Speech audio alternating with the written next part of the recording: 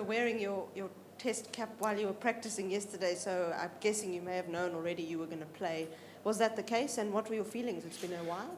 I didn't know that I was going to play. I just thought that I didn't have any other cap in my bag, so I just pulled out my test cap to use at practice. So, yeah, it was nice, to get an opportunity tonight.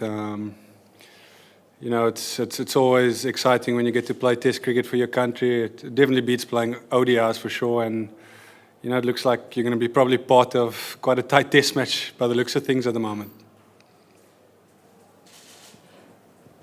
Robbie, do you see the first half hour out tomorrow morning as absolutely crucial? Do you think it's a new ball pitch? I think the pitch has definitely quickened up since this morning, so hopefully guys don't have a lot of time to adjust if you can sort of put the balls in the right area. So I think the next hour tomorrow morning, maybe even an hour, just a little bit more than that, could be vitally important in the in the outcome of the game. Robin, what sort of score do you think 225 is after a day looking at the pitch? I think we've got to make it a good score now. We'd have liked to get 300 after batting first, to score in excess of 300 plus. So, but after being 6 for 70, we're pretty happy with getting 225, and especially getting 2 wickets late in the evening. They really, made 225 look like a decent score if we can get 1 or 2 tomorrow morning early. Is it a different sort of pitch to the ones you're used to playing on? Not particularly. I think the pitch is pretty similar to a Johannesburg pitch. It's a bit slow, a bit soft under the surface day one, and sort of quickens up as the game goes along. So this probably feels more like you're playing in Johannesburg, and you got to draw on that experience, I guess, as the game progresses. Robbie, there've been a few middle order sort of wobbles along the tour so far, and when you came in, I suppose it was the same situation. What was the plan, and how did you hope to recover? Yeah, there has been a few collapses, but I think, but in saying that, the middle order did sort of get us out of last game at Adelaide, so when they get an opportunity again in this game, I think that they've spoken about it and they really want to make it right and make it count probably in our second innings when that comes around. But yeah, we thought that when we were under pressure and Faf and I were out there, we thought that we got to somehow try and put the pressure back on Australia, and we try to do that by showing good intent and playing 1 or 2 shots where, they sort of take guys out of attacking field. So, yeah, that's sort of the way we try to, sort of transfer the pressure and take momentum with us. Robin, can you talk a little bit about the fighting qualities of this South African team? They've had you under pressure 2 or 3 times in this series, and you seem to be able to get out of severe trouble and just persist and persist. Yeah, we've had a long time on the road now, so we've had some time to bond together and really form a tightly knit unit, which when the pressure's on, it sort of comes out on the field, the fighting qualities of the team. But that's what we pride ourselves on, in South Africans. It's part of something that we're used to doing in Test match cricket, and we showed today that we can do the same when we're under pressure. And a little bit's going to be required with the ball now, and hopefully tomorrow morning bowlers wake up refreshed, and we can really have a full go at Australia. Robbie, how do you see your role with the ball? I mean, Imran was always used as an attacking spinner, but then Paul Harris came out and said maybe they should try someone like you who can do both an attacking and a holding job.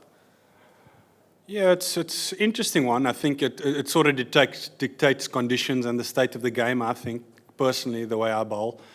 Probably in this game, I'm going to have to do a lot of the work into the wind and sort of, try and bowl as tight as I can and hopefully nip out 2 or 3 wickets in the process. So I think that'll probably be my role, but who knows, the tail enders come in, men around the bat, sort of 3rd, 4th day, it might be my role to attack then. Robbie, Faf has done it again, I suppose. Have you had a look at, do you understand why he's having success like he is at the moment? He's quite a confident guy, he knows himself as a person and he backs himself, and it comes across on the field. He's been part of the squad for over a year now, so that does contribute to, sort of putting performances in Test match cricket. I think he's worked really hard in the last year to tighten up his Test match game, which, he's shown that there were always people doubting him whether he could do it at Test match cricket. I think, those doubts have been thrown out of the window now. But it stems from a lot of hard work, a lot of thought, and a lot of, sort of mental adjustments he's done. Probably I guess the same maybe can be said about you in terms of people saying things that you've obviously been out of the Test side for a long time. How does it feel now that you've backed amazingly in the one-day side? Does it feel almost like you're back to the more now? Yeah, well, firstly, I think I'm in great Test form. I took 5 for my last Test innings I bowled in 2008, so I'm coming off some good form here at the moment. So hopefully I can transfer that into this game. Yeah, it's nice. It's nice to be part of the group over the last sort of 18 months to 2 years. So it does make you feel a lot settled. Guys understand you. They understand the way you do your thing and go about your business, which it's sort of, you create that trust over that period, and I feel that they trust me and I trust them, and that's probably why that I've had a reasonable success, and hopefully I can transfer that into the Test arena now. The next batsman in will be Ricky Ponting. Given the significance of this Test match for him and for Australia, does that make his wicket more important than what it might usually be in a Test match for you? Yeah, Ricky's a great player. Make no mistake.